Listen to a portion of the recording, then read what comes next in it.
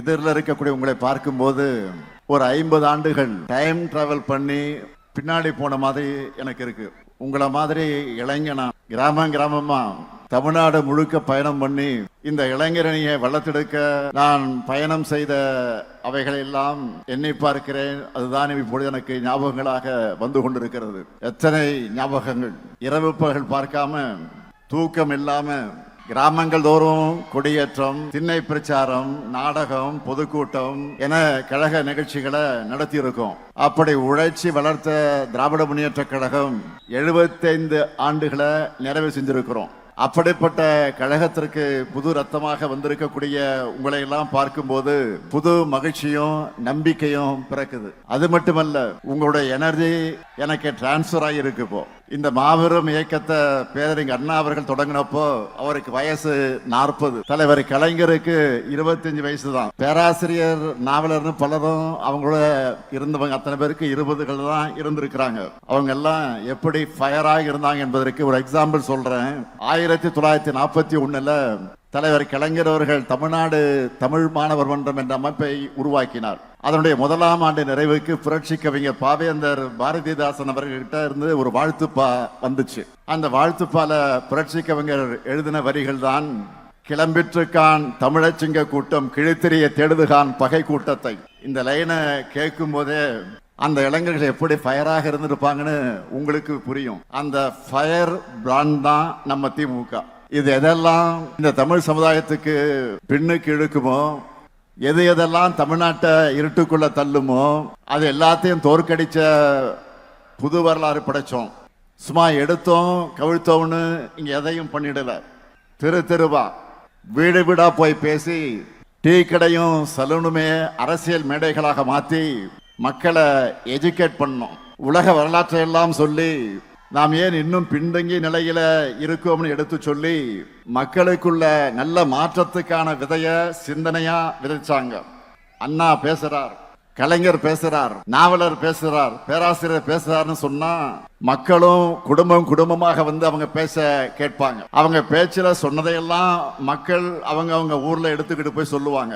திராவிட உணர்வை அப்படியெல்லாம் வளர்த்தாங்க. தமிழை நசுக்க வந்த இந்தி ஆதிக்கத்தை விரட்டினாங்க. அதனாலதான் தாழ்ந்த தமிழகமே அப்படின்னு கவலைப்பட்ட காலத்தை மாத்தி இப்போ திரும்பி பாருங்க தமிழ்நாட்டை என்று சொல்லுகிற காலத்துக்கு நாம் வந்திருக்கிறோம். அவங்க ஜெனரேஷன் அடுத்த கட்டத்துக்கு நகர்ந்ததும் அவங்களுடைய உழைப்பையும் தியாகத்தையும் கொள்கை உணர்வையும் அடுத்தடுத்த தலைமுறைகளுக்கு கொண்டு போகணும்னு தலைவர் கலைஞர் அவர்கள் சிந்தித்து எண்ணி உருவாக்குனதுதான் இந்த இளைஞர் அணி. 1980 ஜூலை 20 மதுரை ஜான்சன் அணி பூங்காவில் இளைஞர் அணியை தொடங்கினோம். அந்த கூட்டத்தில் பேசின தலைவர் கலைஞர் அவர்கள் சொன்னார், சோதனைகள், வேதனைகள், தோல்விகள், அடக்குமுறைகள், சிறைச்சாலைகள், சித்திரவதைகள் எல்லாம் படைகூட்டி வந்தாலும் இந்த கழகம் அசைந்து விடாமல், தொலைந்து விடாமல், மறைந்து விடாமல் ஒளிவிட்டு கொண்டிருக்கக்கூடிய அடித்தளம் நம்முடைய அமைப்பு முறை.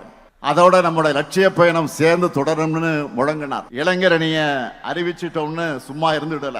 இதுக்கான கட்டமைப்பை பலப்படுத்தணும்னு முதல்ல 5 குழுவை ஏற்படுத்தினார். அதற்கடுத்து 7 பேர் கொண்ட குழுவை தலைமை கழகம் நியமித்தது.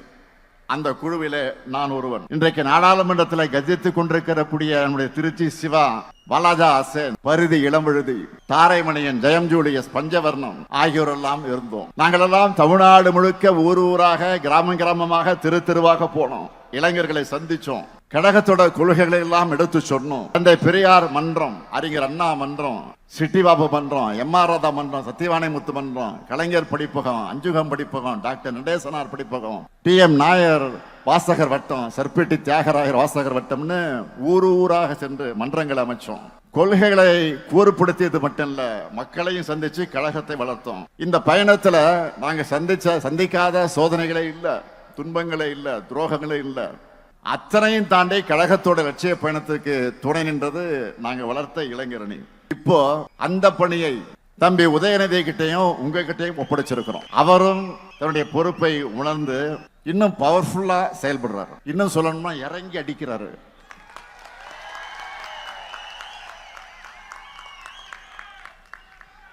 கொள்கை எதிரிகள் உதயநிதி மோஸ்ட் டேஞ்சரஸ் புலம்புறாங்க. அந்த அளவுக்கு கொள்கையில ஸ்ட்ராங்கா இருக்காரு. கழகத்துக்கு எது தேவை என்று உணர்ந்து செயல்படுகிறார் உதயநிதி. முதல்ல அணியோட கட்டமைப்பை வலுப்படுத்தணும்னு லட்சக்கணக்கான இளைஞர்களை கழகத்துல சேர்த்தார். அடுத்து அவங்களை கொள்கை ரீதியா ஸ்ட்ராங்கா ஆக்கணும்னு பாசறை கூட்டங்களை நடத்தினார். அடுத்து நம்மளோட கொள்கையில இன்னைக்கு இருக்கிற தலைமுறையினரும் புரிஞ்சிக்க வேண்டும் என்பதற்காக புது பேச்சாளர்கள் அவசியம்னு உணர்ந்து ஃபர்ஸ்ட் செட்ல 200 பேரை உருவாக்கினார். அவங்க பேச்சையெல்லாம் கழக மேடையில் கேட்கும் போது எனக்கு அவ்வளவு மகிழ்ச்சியா இருக்கு. அடுத்து இளைஞர்களான நீங்க இன்னும் ஷார்ப்பா பேச, ஸ்ட்ராங்கா களமாட நிறைய புத்தகங்கள் உருவாகணும். அதுக்காக முத்தமிழ் அறிஞர் பேர்ல பதிப்பகம் தொடங்கினார். சரி, இதெல்லாம் செஞ்சுட்டோம்னு சும்மா இருக்கல. இதெல்லாம் உங்களுக்கு சேரணும்னு அறிவு திருவிழா நடத்துறார். பல இடங்களில் லைப்ரரி ஆரம்பிக்கிறார்.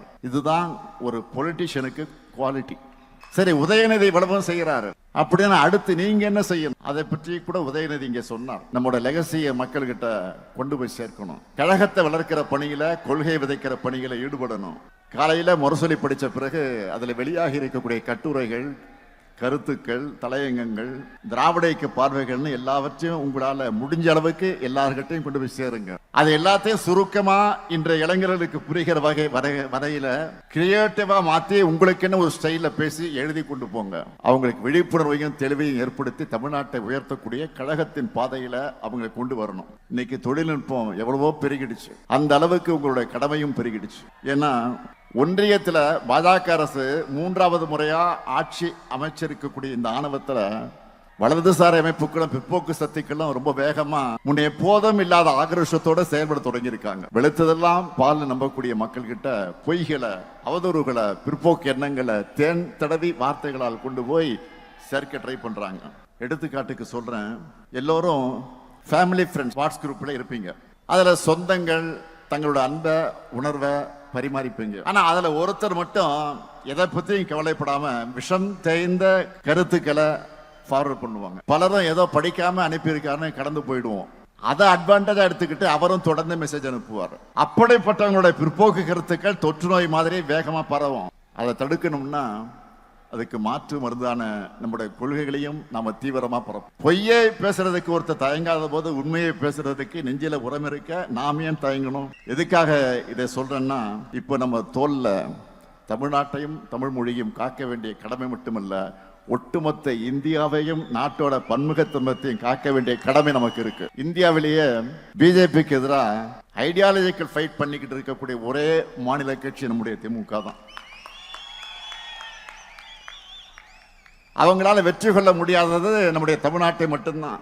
அதனால்தான் அமித்ஷா போன்றவருக்கு நம்ம மேல எரிச்சல். பேசினாங்கல்ல, அண்மையில கூட என்ன பேசினார் அவரு? பீகாரை ஜெயிச்சிட்டோம், அடுத்து டார்கெட் தமிழ்நாடு தான் சொல்றாரு.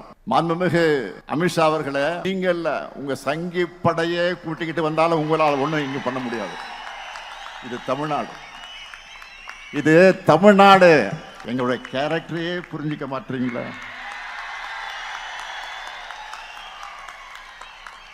அன்போட வந்தா அரவணைப்போம், ஆணவத்தோடு வந்தா அடிபடைய மாட்டோம், எதிர்த்து நிற்போம்.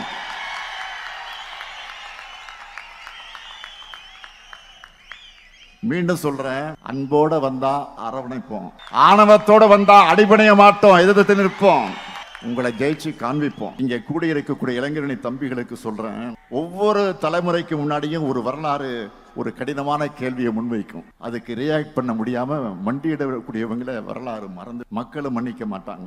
ஆனா வரலாறு முன்வைக்கிற கேள்விகளை எதிர்த்து ஃபைட் பண்ணி வரலாற்று திருத்தி எழுதுறவங்களை மக்களும் மறக்க மாட்டாங்க, வரலாறு மறக்காது. நீங்க எல்லாம் வரலாறு படைக்கணும். அதுக்கு எப்பவும் மக்களோட மக்களாக நீங்க இருக்கணும். மக்களுக்காக இருப்பதுதான் அரசியல். அந்த அரசியலை செய்யத்தான் உங்க எல்லாருக்கும் பொறுப்புகள் வழங்கப்பட்டிருக்கு. மக்கள் கிட்ட போங்க, அவங்க கூடவே வாழுங்க, அவங்களுக்காக குரல் கொடுங்க. இதுதான் உங்களுக்கான டாஸ்க். அரசியல்ல சொகுசு எதிர்பார்க்காதீங்க. இங்க கடுமையாக உழைக்கக்கூடியவங்களுக்கு தான் இடம் கிடைக்கும். அந்த இடம் கட்சி பொறுப்புல மட்டும் இல்ல, மக்கள் மனசுலயும் நிரந்தரமாக இருக்கும். பேரறிஞர் அண்ணா அவர்கள் தலைவர் கலைஞருடைய உழைப்பை பாராட்டினார்.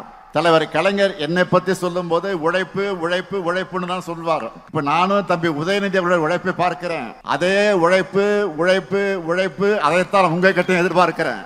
அந்த உழைப்புக்கு இருக்கக்கூடிய இளைஞரணி படை தயாரா?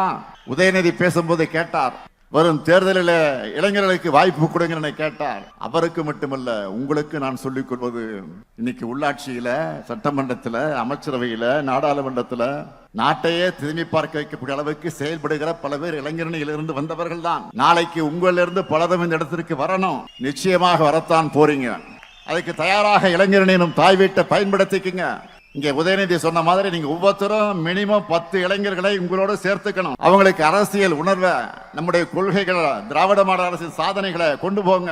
அங்க ஒவ்வொருத்தருடைய வாக்கும், நம்ம குடும்பத்தினுடைய வாக்குகளும், அவங்க நண்பருடைய வாக்குகளும் உதயசூரியனுக்கு நம்முடைய கூட்டணி கட்சிகளோட சின்னங்களுக்கு தான் கிடைக்கணும். கடந்த கால ஆட்சியாளர்கள் செய்த தவறுகளை, குற்றங்களை, துரோகங்களை மக்களுக்கு நினைவுபடுத்துங்க. அவங்க திரும்பி வந்தா தமிழ்நாடு என்னென்ன ஆபத்துக்களை சந்திக்கும்னு மக்கள்கிட்ட சொல்லுங்க. நாடே திரும்பி பார்க்கிற அளவுக்கு தமிழ்நாட்டை முன்னேற்றி இருக்கக்கூடிய நம்முடைய திட்டங்களை பத்தி எடுத்து சொல்லுங்க. நான் உறுதியோடு சொல்றேன், நாட்டில் என்ன, உலகத்திலேயே எந்த ஆட்சியும் செஞ்சிருக்க முடியாத அளவுக்கு முத்திரை திட்டங்களை யாராவது செஞ்சிருக்காங்களா? நம்ம ஆட்சியை மாதிரி நீங்களே பார்த்திருப்பீங்க. நம்ம அரசோட திட்டங்களால பயனடைந்திருக்கக்கூடிய பேட்டிகளை பல்வேறு ஊடகங்கள் வெளியிடுறாங்க. அப்படி பேட்டி அளிச்ச ஒரு தாய் பேசுனாங்க, தன்னுடைய பசங்க பணம் அனுப்பாவிட்டாலும் தனக்கு தேவையான மருந்து மாத்திரைகளை வாங்க கலைஞர் மகளிர் உரிமை திட்டம் உதவியா இருக்குன்னு சுயமரியாதை உணர்வோடு பேசினாங்க. இன்னொரு பேட்டியில பூ விற்கிற ஒரு தாய், ஒரு பெண், 1000 ரூபாயை வச்சு பூ வாங்குகிறேன், விடியல் பயணத்துல போய் அதை வித்துட்டு வரேன், இதையெல்லாம் முதலீடா மாத்தி சம்பாதிக்கிறேன்னு சொன்னார். இப்படி தமிழ்நாட்டில் இருக்கக்கூடிய 1,30,69,831 பெண்கள் தங்களுடைய பண தேவைக்கு மற்றவங்களை எதிர்பார்த்திராத காலம் போய், காத்திருந்த காலம் போய், அக்கௌண்ட்ல மாசம் மாசம் பணம் வருது என்ற புது நம்பிக்கையை, தன்னம்பிக்கையை கொடுத்திருக்கு. கல்வியில் சிறந்த தமிழ்நாடு, வெல்லும் தமிழ் பெண்கள் போன்ற நிகழ்ச்சிகளை ஏன் நடத்தணும்? நம்முடைய திட்டங்களுடைய பயனாளிகள் தன்னுடைய அனுபவங்களை, அந்த சக்சஸ் ஸ்டோரிய எல்லா மக்களுக்கு தெரியப்படுத்த வேண்டும் என்பதற்காக நடத்தணும். இன்னும் நிறைய சக்சஸ் மனிதர்களை உருவாக்கணும். மகளிர் மாதிரியே காலேஜ் போற பசங்க அவங்களுடைய செலவை தாங்களே பார்த்துக்க வேண்டும் என்று சொல்ற அளவுக்கு அவங்களுடைய சப்போர்ட்டா இருக்கிற புதுமை பெண் மற்றும் தமிழ் புதல்வன் திட்டத்துல 12 லட்சத்துக்கு அதிகமான மாணவர்கள் பயன்படுறாங்க. அது மட்டுமல்ல, பசியோட ஸ்கூலுக்கு வந்துட்டு இருந்த பசங்க பலரும் இப்போ தினம் சூடா, சுவையா, சத்தா காலை உணவு சாப்பிடும் போது அவங்களுடைய அப்பா அம்மா நிச்சயம் இந்த முத்துவேல், கருணாநிதி, ஸ்டாலினை நினைச்சு பார்ப்பாங்க. நான் முதலும் திட்டத்தில் படிச்சு நல்ல ஜாபுக்கு போற இளைஞர்கள் எல்லாம் நம்ம திராவிட மாடலுக்கு தேங்க்ஸ் சொல்றாங்க. ஒவ்வொரு நாளும் யாரு கையும் எதிர்பார்க்காம விடியல் பயண திட்டத்தில் பயணம் செஞ்சுட்டு இருக்கக்கூடிய கோடிக்கணக்கான மகளிர் இதுதான் எங்களுக்கான கவர்மெண்ட் பஸ்ன்னு பெருமைப்படுறாங்க. மக்களை தேடி மருத்துவ திட்டத்தில் வீட்டுக்கே வந்து மாத்திரை மருந்துகளை வழங்கி போறாங்களே. நலமாக இருக்கக்கூடிய 2,53,49,475 பேர்களும் பாராட்டுறாங்க. நம்ம திராவிட மாடல் அரசு எப்படி கேர் எடுத்து பார்த்துக்கிறாங்கன்னு பாராட்டுறாங்க. இப்படி நம்ம திராவிட மாடல் அரசுல லிஸ்ட் போட்டு ஒவ்வொரு டிபார்ட்மெண்ட்லயும் சாதனைகளை ஒரு புக்கா போடுகிற அளவுக்கு தினமும் ஏராளமான திட்டங்களை செயல்படுத்திக்கிட்டு இருக்கோம். அதனாலதான் பொருளாதார வளர்ச்சியில தமிழ்நாடு இந்தியாவிலேயே நம்பர் 1.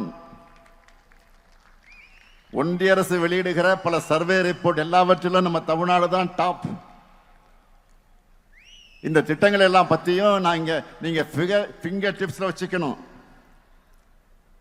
இது எல்லாத்தையும் ஒவ்வொரு வீட்டுக்கு கொண்டு போய் நீங்க சேர்க்கணும். மற்ற கட்சிகள் எல்லோரும் தான் பிரச்சாரம் பண்ணுவாங்க. ஆனா அதுல இருந்து தனிச்சு தெரியக்கூடிய மாதிரி உங்களுக்குன்னு ஒரு ஸ்டைல் இருக்கணும். அந்த பிரச்சாரத்துல வழக்கமா திமுகவுக்கு ஓட்டு போடாதவங்க கூட இளைஞர் அணியினுடைய, உங்களுடைய அணியினுடைய அந்த கேம்ப், நீங்க நடத்துற பிரச்சாரம், அதுலயே திமுகவுக்கு ஓட்டு போடக்கூடிய நல்ல வரணும். அப்படி ஒரு இம்பாக்டை நீங்க உருவாக்கணும். தேர்தல் நெருங்கி வந்துடுச்சு. மக்கள் கிட்ட நீங்க சொல்லுங்க, 10 ஆண்டு கால தமிழ்நாட்டை படுபாதாளத்தில் தள்ளின அதிமுகவினர் தாங்கள் ஏதோ உத்தமர்கள் போல வேஷம் போட்டுக்கிட்டு வந்து வாக்கு கேட்பாங்க. அதேபோல் தமிழ்நாட்டுக்கு துரோகம் செய்வது மட்டுமே வழக்கமாக வச்சிருக்கக்கூடிய பாஜகவினர் வழக்கம் போல தங்களுடைய பொய் பரப்புரைகளை பரப்புவார்கள். பதற்றத்தை உண்டாக்குற அரசியலை வச்சு எலெக்ஷன்ல சந்திக்கலாம்னு வருவாங்க.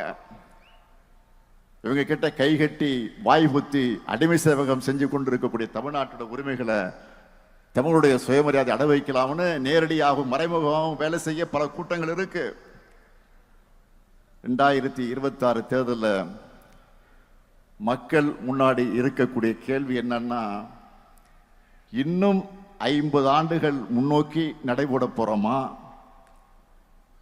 இல்ல ஆண்டுகள் பின்னோக்கி இழுக்க முயற்சி பண்றவங்களுக்கு அடிபணிய போறோமா? ஆக அந்த கேள்விக்கு மக்கள் விடையளிக்க போற விடைதான் திராவிட மாடல் ஆட்சி 2.0.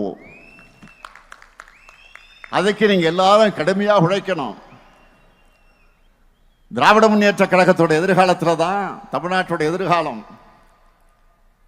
தமிழகத்தோட எதிர்காலம் அடங்கி இருக்கு. அந்த எதிர்காலம் வள நிறைஞ்சதா, ஒளி நிறைஞ்சதா, தமிழ்நாடு நம்பர் 1 என்று சிங்க நடை போடுகிறதாக அமையணும். நீங்க தான் திராவிட மாடல் 2.1 அடித்தளமாக இருக்கணும். இருப்பீங்களா? நம்ம மிஷன் என்ன? திராவிட மாடல் 2.0. நம்ம மிஷன் என்ன? திராவிட மாடல். திரும்ப சொல்லுங்க, சத்தமா சொல்லுங்க. நம்ம மிஷன் என்ன? அந்த வெற்றிக்கான பயணத்தை இன்றைக்கு தொடங்குங்கள். விடைபெறுகிறேன். நன்றி, வணக்கம்.